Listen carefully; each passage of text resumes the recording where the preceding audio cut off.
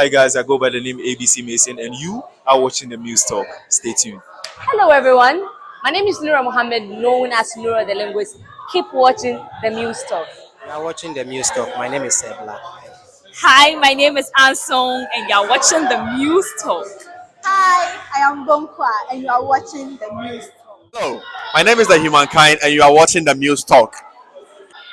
I'm Kofi Jogbavu, and you are watching the Muse Talk. Yo, it's Ayubu Adam. You are watching the Muse Talk. Sharp. Hello, I am Etia Henny. You are watching the Muse Talk. Hi, my name is Kosivia. You are watching the Muse Talk. Hello, my name is Nino, and you're watching the Muse Talk.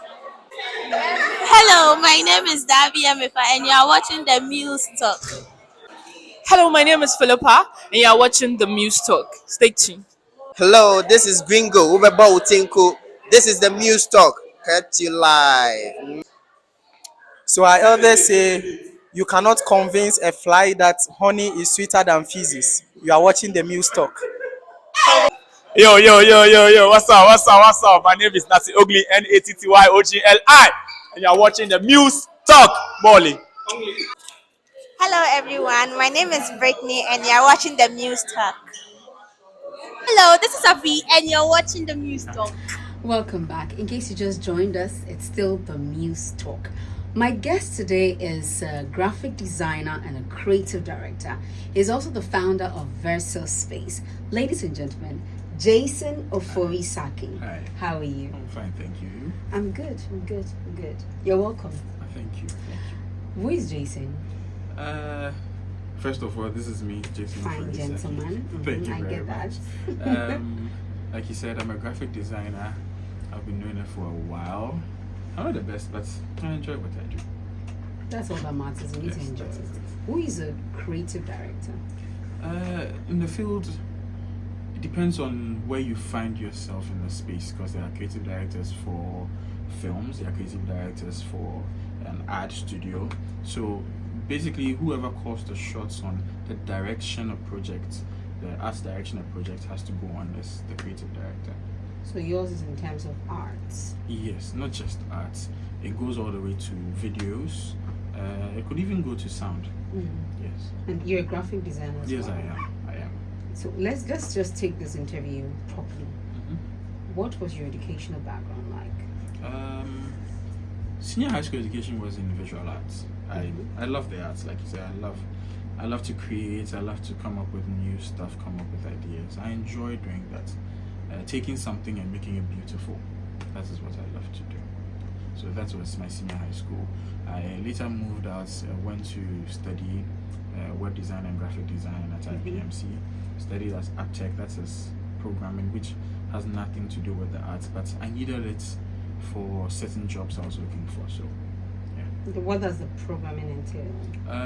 So basic programming languages. So I learned C++. I learned the web programs, that is PHP, HTML, because I wanted to work in the website industry. And for you to do that as someone who is a designer, you need to understand what the code means, and you need to be able to deliver to the developers what they need. And if you don't understand what they do, you can't give them what they want. So I had to study that too. Is anything, do we have anything common with a graphic designer and a creative director? Is there anything common between these two? Oh, yes.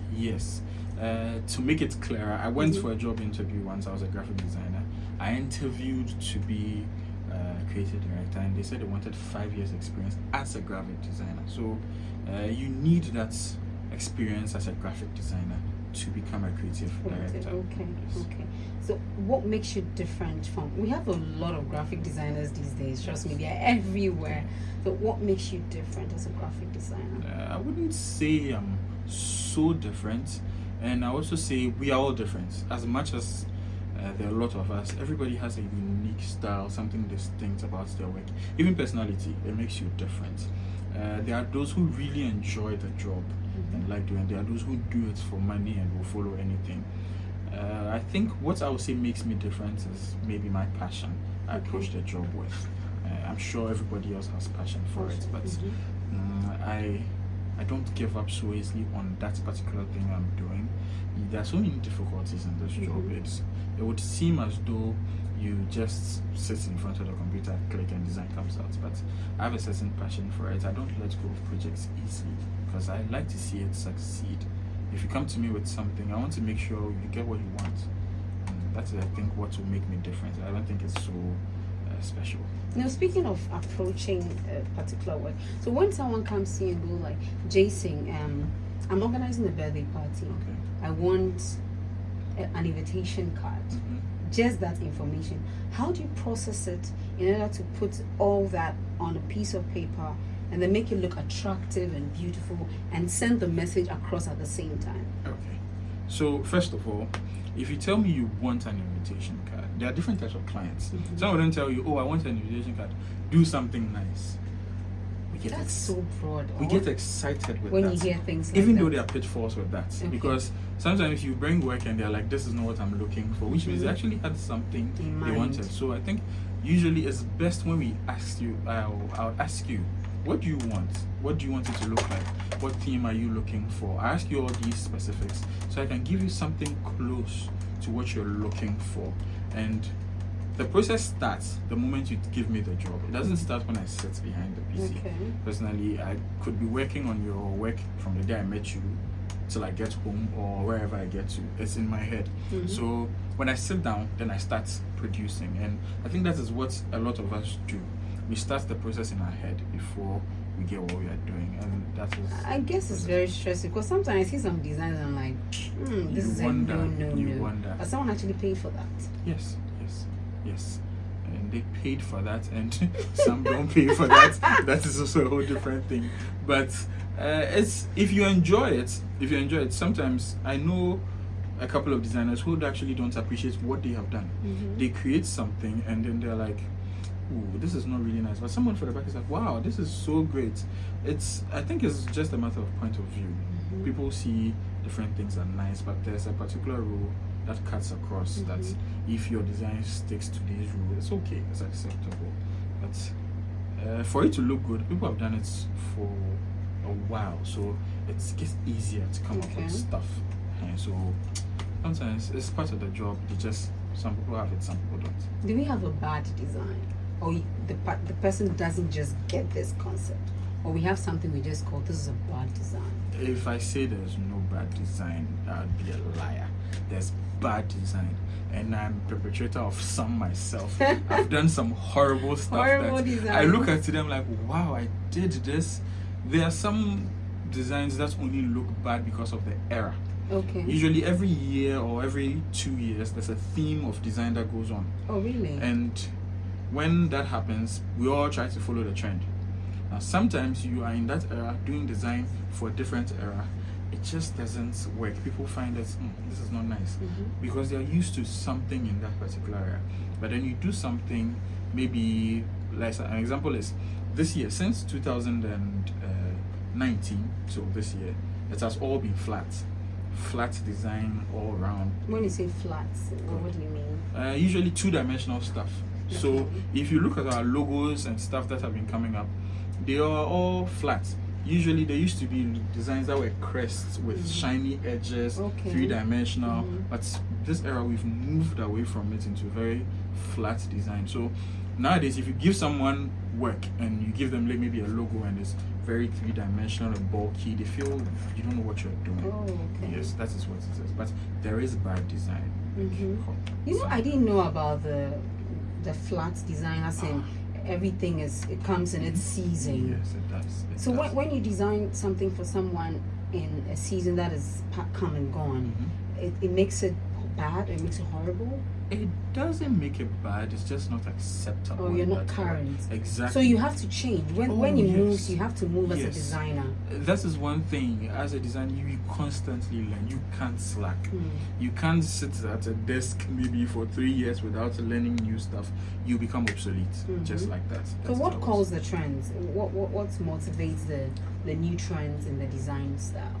There are several things, which is quite a very broad topic you're asking of right now, because when it comes to dictating trends in design, it could come from so many places. From tech companies, it could come from the fashion industry. Sometimes you could get a company that is maybe I can't mention any names, but Mhm. there's a company that comes up with a particular product. The design of that product can dictate the trend of all the designs for that year. It happens a lot. So usually it's tech, fashion. Those two companies actually really dictate the pace of design a lot. What challenges have you faced as a graphic designer? Oh, the graphic design itself is a challenge. It's a challenge. It's a challenge. I'm sure the back and forth of, oh, I don't want it this way. Can you do it this way? And then do you actually get them when they say that? Sometimes you don't, sometimes you do. The toughest challenge I've faced with graphic design is actually monetizing the job itself, because for some reason there's very little respect for graphic designers. Not as in they disrespect us, but in terms of your prices. You charge and they tell you, oh, but this small thing you are doing, that you are doing for me, you want to charge plenty. But they forget, if you've been working for maybe 12 years, that thing you are creating, it took you 12 years to get the skill for that particular thing. And they overlook it. And that is one of the challenges. Also, there's one particular thing I think every creative from design to music faces. That is creative block. It's a terrible okay, thing. you guys have that too? Yes. I thought it was just writer's block. I didn't know we had It creative happens block. across board. You could spend hours Thinking sitting of- behind your Oh. PC and you can't do anything. It is also quite So a problem. when that happens to you, what do? You just Well, close the work and go have a beer? or Personally, something? yes. Personally, not a beer, but personally, I have processes that I go through to get myself back on track. And some of these processes, some of these challenges you're asking me about are things I actually want to talk about more. Okay. I want people to be aware of when they are dealing with designers, how to help them and make their work easier. It's true you're paying them, but you want the best out of them. So I think these are some of the things I want to actually throw more light So on. what can we do to help designers? It's something clients. I talk as clients. It's something I talk a lot more about on my platform, Versus Space. So give us a little here. So, example, maybe you meet your graphic designer, you want to give him a job. You should be able to, sometimes you don't even know what you want, but you should be able to give him a ballpark of what you're looking for.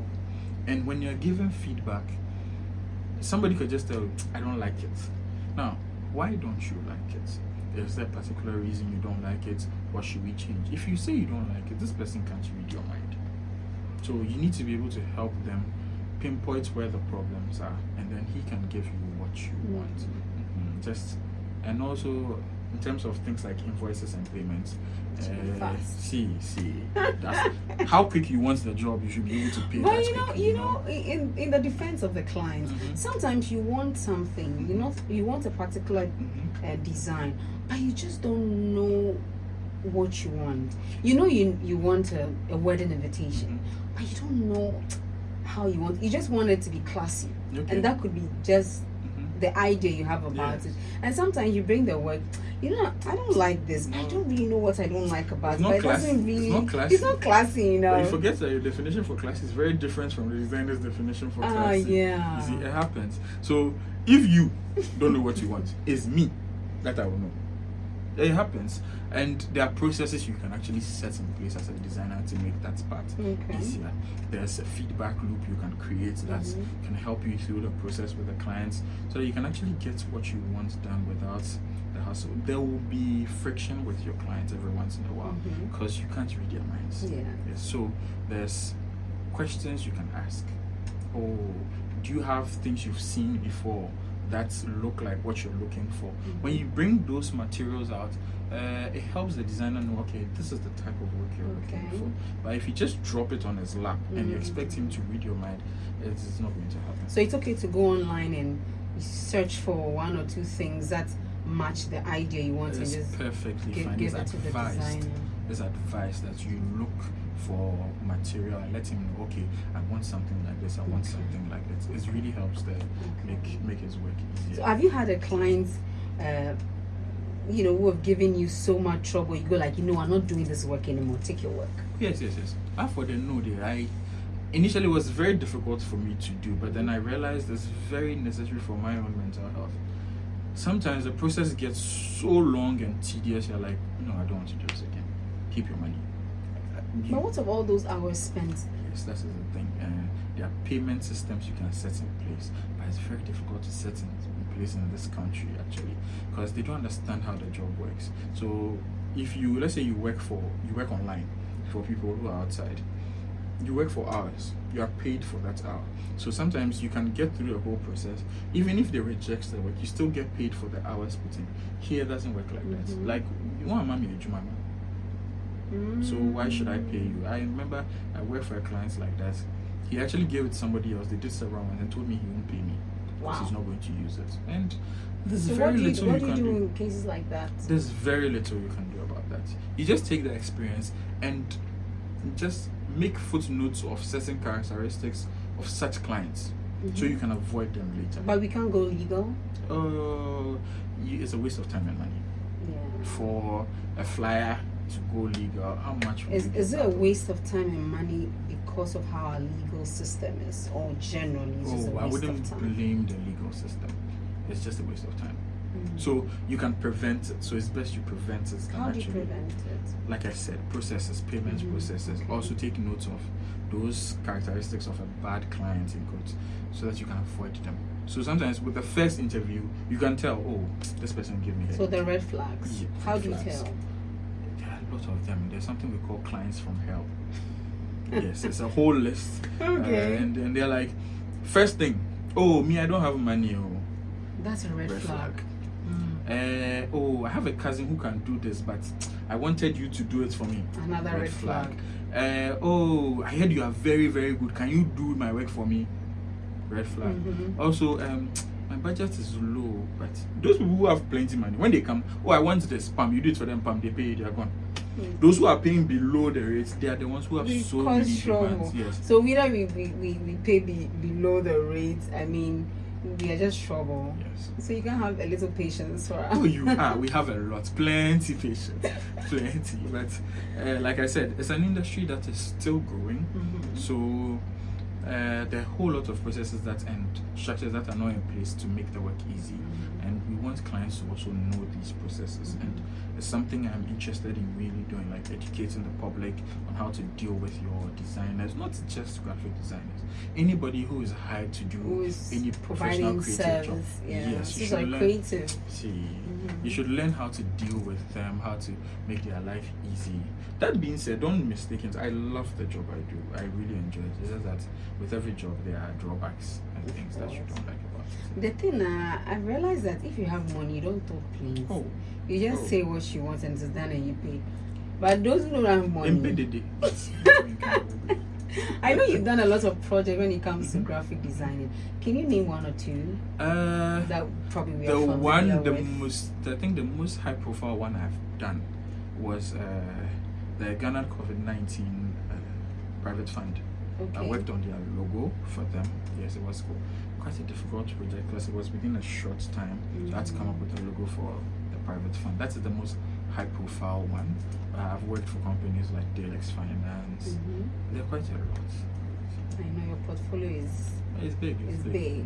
But you can't put everything out there. So as a graphic designer, do you do everything in terms of web designing, or there are certain things you rather focus on? So I feel I'm the type of graphic designer people don't like. There are people who are graphic designers. Why shouldn't we like you? Not that you shouldn't, but it's annoying sometimes. We do everything. The type of designer who has his hands in everything, from video editing to graphic design to 3D design. And because I'm not just a graphic designer, a creative director, I need to understand how all of these things work. So if I have to work with a team and I don't understand how they work, I might make their life difficult.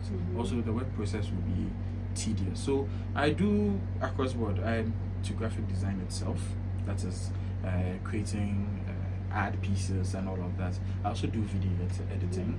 I do motion graphics, 3D modeling and construction, something I really enjoy doing for fun. It's not something I would like to go into professionally because I don't want to die early. But why do you say that? It's quite tedious. Okay. I tried a new software recently and I was like, wow, I'm old. Because I've been using a software called Cinema 4D for a while, and there's a new one called Blender, and everybody's a Blender. I was like, okay, let me try Blender, and I was like, wow, I'm growing old. You're growing This is old. a problem. It's a problem. But I'm into, if it has to do with design, I'm interested. Okay. But professionally, my strong suit is logo design, logo and brand design. That is what I really do. So when it comes to creative directing, is there any red flags we should look at? As the creative director Yes, or creative director. Oh. I mean, with dealing with clients. Yes.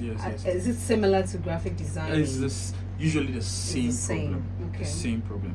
It's just that the problem might become you giving your team the problem, not the clients, because you fail to get the right information from the clients. Because if you're a creative director, there's creative directors who are very hands-on. They are in the process. They do everything with you. There are creative directors who are hands-off. They don't micromanage. They allow you to do your job. Now, if you are going to be hands-off, you have to make sure you give them the right information so it makes their life easy. Also, you have to be a barrier between the clients and your team. Okay. Because the clients will not understand your team. Your team will not understand the clients. So you have to be that barrier that makes sure everything is smooth, which means you need good people skills. Sure. Yes, it's very important. That is one. Do we have a lot of creative directors in Ghana? Oh, Ghana, there are a lot. There are a lot of us. Plenty. I didn't know that. Oh, there are a lot. Because most of them work behind the scenes. So the Okay. thing comes They out don't and it's get the credit. amazing. Yes, it comes out and it's amazing, and you're like, this thing, you so everybody, design and all your idea, but somebody directed it. And not to take credit away from some designers, they're amazing. They do jobs by themselves. Yeah. You have a designer who is the creative director himself, he's the team himself. They do a lot. Now let's talk about Versa Space. Tell me about it. Versus Space is my baby. It's really dear to my heart. I've been doing this job for a while. I'm not the longest, but at least I would say I have around 12 years of experience. And the things I've realized in the creative industry, not just design, I keep saying, writers, music producers, there's a stress that comes with constantly creating. And if you are not able to do it on a daily basis, it affects you, especially if you do it professionally, like for your daily bread. You realize it takes a toll on you, because as a human being, you can't keep producing constantly like that. Yeah, you need to you take need a a break. break. Yes, and this is what the Versa Space is about. As creatives, we understand the difficulties of other creatives, and we come up with tips, advice, how to cope with some of these pressures. We'll talk to other people who are also in the industry, who can help you make sure your job you're doing that you love so much does not become a drawback or give you mental issues. Okay. Because you need that same mind to create. So if you damage it, it's going to affect you in the long run. So it's very important to me, and it's something I like to talk about a lot. Okay, so how is it going so far? So far, the page is set up. I have a few videos to post on YouTube. The channel is not up yet because I have a few people to talk to. I've tried to get a few mental health experts in so that I can have an expert's opinion on how to deal with some of these things. So I get creatives who have the experience, and then I get experts. So together we can solve a lot of problems. So far we're going, and you can find the page Versa Space. The Versa Space on Instagram and on Twitter. It's available. I have a few posts on tips on like maybe working as a night owl, also how to deal with clients, how to deal with rejection from clients. Sometimes you work on a project and at the end the client is like, I don't like it. How do you deal with this? Because it might take a toll on you. Okay, am I not good? Am I that bad? What is the problem? And if you don't take time, you would equate your value to the work you're doing. Yeah, some clients can make you feel very mean. And some of them are mean unintentionally, because it's funny. I remember I did a job for a client. I gave it to him, he's like, it's too flashy. I'm like, is it the adjectives we don't have to describe them? One said it's too flashy, one is too nice. I'm like, too nice. What but are you you Nice saying? work, or? You see, so this is where we both need help. Designers need help, clients need help, because you need to explain what you mean by it is too flashy. It is too catchy. I don't understand it. If you do a job, somebody gives you a job and it's not nice, you don't like it, tell the person you don't like it, and tell the person why you don't like it. You are very dismissive, and sometimes we do it to each other. Because I remember I went online and I saw a post. Somebody redid the Pringles logo, and he did it in his own style. Very creative, but It was not the best, but it was very creative. But the direction was the direction. The first post I saw was like response was, "This is trash." Yeah. I felt it because this person probably put a lot of hours into this, and to call his work trash, it hurts. So criticism has to be constructive. If you see something, oh, I like your work, but maybe this and this and this and this was the issue. Cool. That person can actually learn from that. Don't just put people down because you think it's not nice, so you just put it down. No, help the person. And if you can't help, I always say, if you can't help, don't talk. But you know, I also think, I stand to be corrected though, but I think some graphic designers or creative people are not able to take feedbacks. Yes. You know, when they're working for you, they are not patient enough for you to even tell them that, oh, this work, I think I prefer it this way, that way. They'll just give up and be like, you know. So I think creative people too are not able to take feedbacks properly. I completely agree with you. There are some of us who are very difficult to work with. And disrespectful. Yes. And you see, that goes across every line of work. The hours you put into some of the projects, it's very difficult for you to like take yourself away from the job and say, okay, this person is trying to say this. So sometimes you get offended and you realize you don't handle things well. And then you say things and you realize, oh, I just lost the client. And it's hard to tell the difference when to let a client go, when to keep a client. You need some amount of experience to know that. So definitely there are people in the creative industry who are quite rude and don't know how to deal with clients. It's both ways. Like I can't say you for now to offer and so for, like there's a problem like that. You have to advise both sides, you know. You have to advise both sides. Do you think we have the space for creative people to blossom, in the sense that, for instance, you're a graphic designer and you live somewhere small in your single room? Is a space accommodating enough to make you think, or you have to go somewhere like to the mountains and just sit and brainstorm? Do you think we have a very conducive for the average graphic designer? I think it's subjective. Some designers prefer wide open spaces where they can think. Some designers prefer to be in their corner somewhere and do work. It's what works for you and what progressively doesn't destroy you. So there are working conditions you can create for yourself that helps your longevity in the industry. Some of them break you down bits by bits. Especially there's one where you work for long hours. True, you get a lot done, but can you do that consistently for a period of time? No. You need to take breaks. You need to find open spaces where there's freedom. When you're tired, you leave. But because we are chasing the money, of course. I mean, this our current economy where money is hard to come by. I don't think someone who is struggling will want to take a break. That is the thing. When you're struggling, you don't want to, but you realize you need it. The sad thing about that is it's actually counterproductive to actually taking a break. Because let's say you pour so much hours into this job, and being a creative job, you need your mind to be tip top. Now you're tired, there's fatigue, you have creative block. You still haven't accomplished a project. Maybe the project is subpar. You won't make the money you need to make. Sometimes just that 5-10 minutes break you take is enough to give you the spark to actually solve a particular problem you are dealing with. So breaks are important. The space is also quite important. Unless you decide you want to do this short term, then fine, by all means. That's good. Is it lucrative? Is any job lucrative in this country? Well, some pay the bills, some don't. Yeah. Oh, you'll be able to pay your bills. But it's all about connections.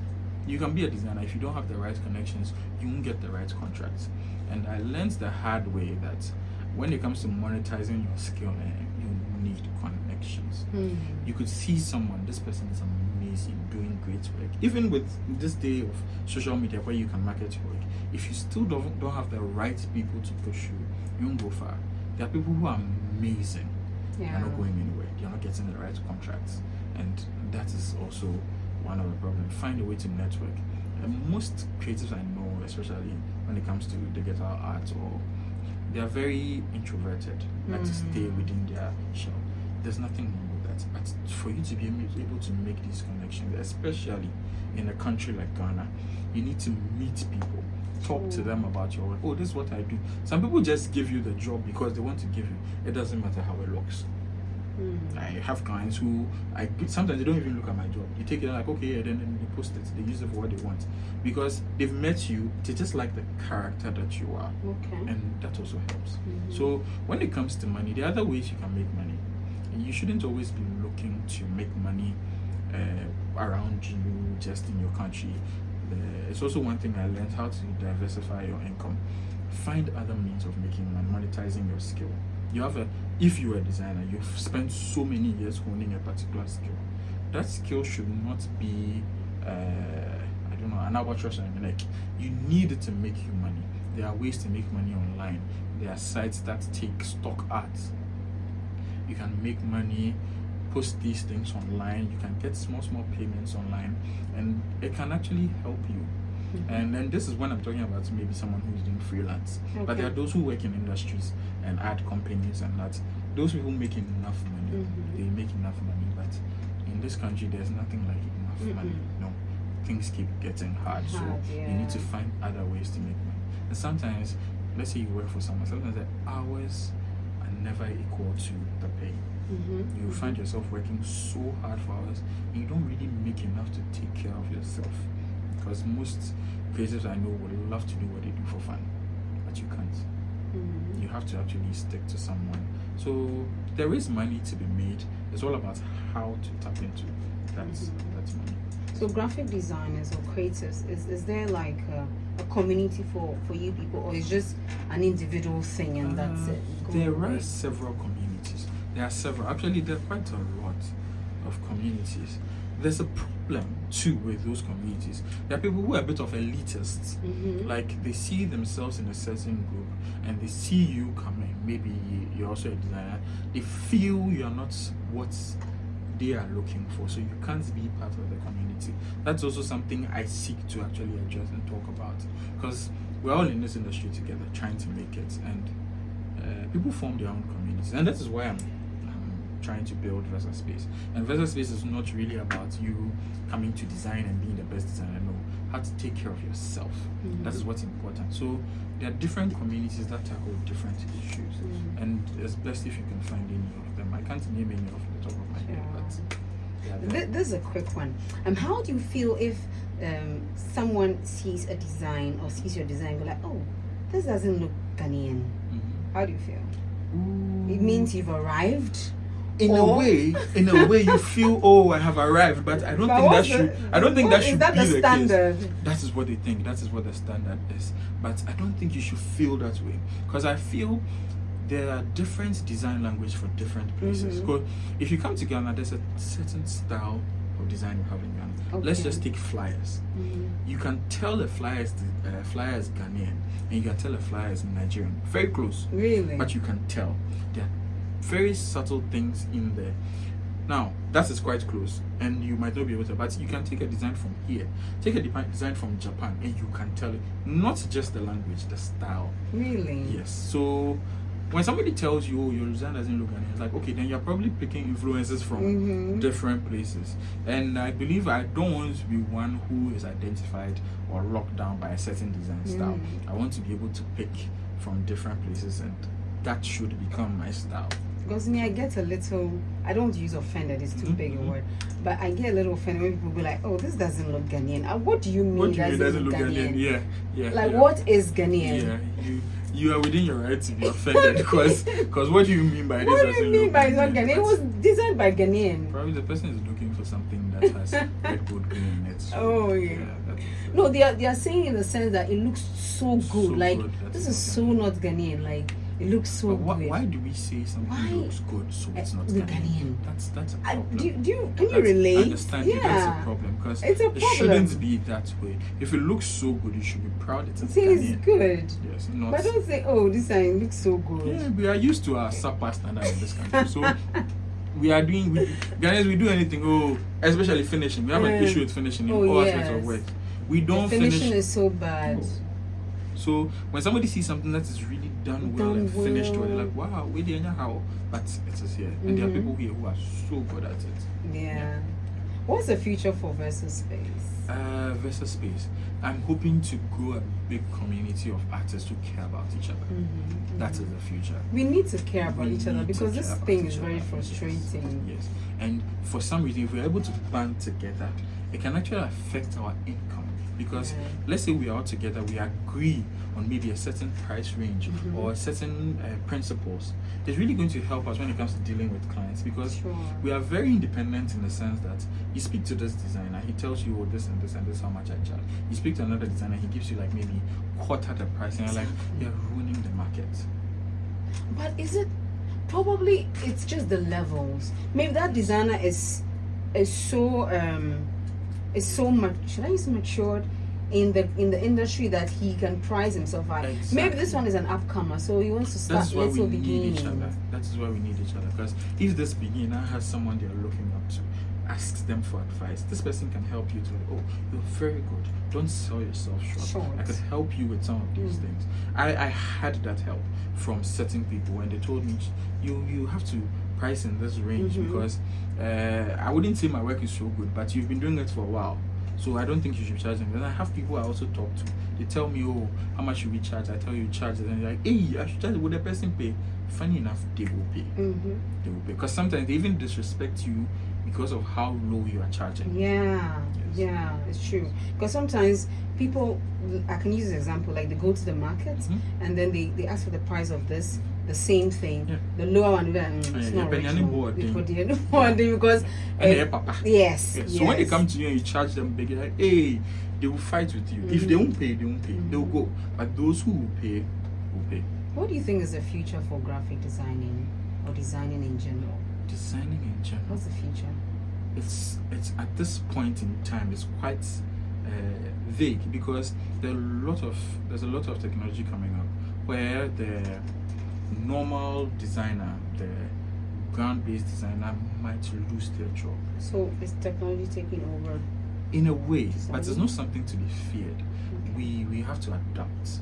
We have to adapt, because I remember there's an AI struggle going on right now, and there's one I signed up to, and I just went on and I was like, okay, let me try this. I tried to create a logo, and they had to create a logo for me, and it did amazing. And I'm like, wow, we could lose our jobs. But then I thought about it. I just created it by instructing the AI to do it. What if I learn these skills and hone them? If I hone these skills and understand how the AI works, I could use the AI to my benefit. How?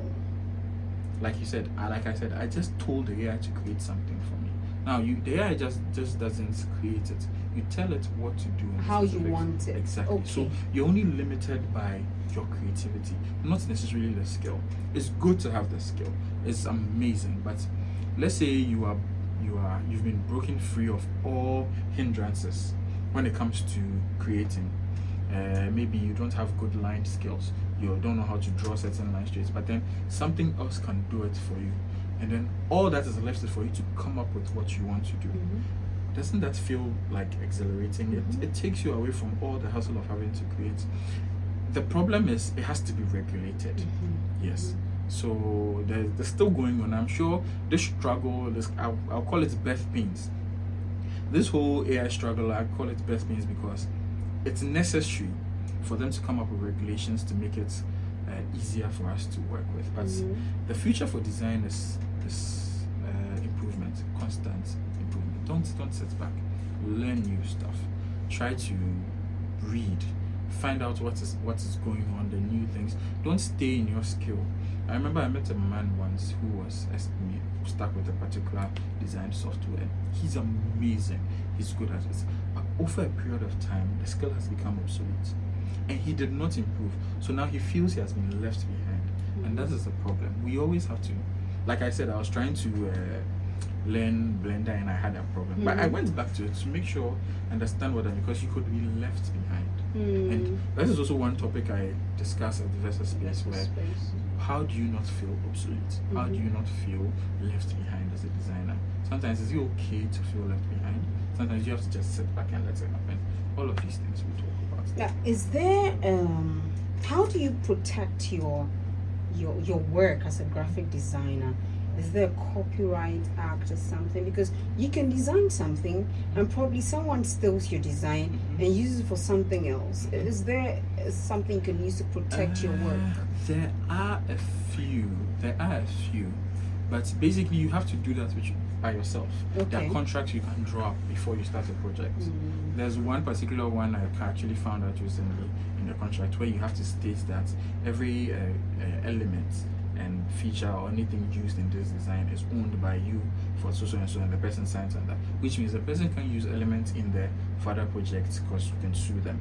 Yes, there are documents you can put out there that will protect your interest. Copywriting is quite important. But graphic designers use a lot of images from the internet as well. Yes. Is that also wrong? So there's this thing when it comes to the whole copyright issue, when it comes to creating.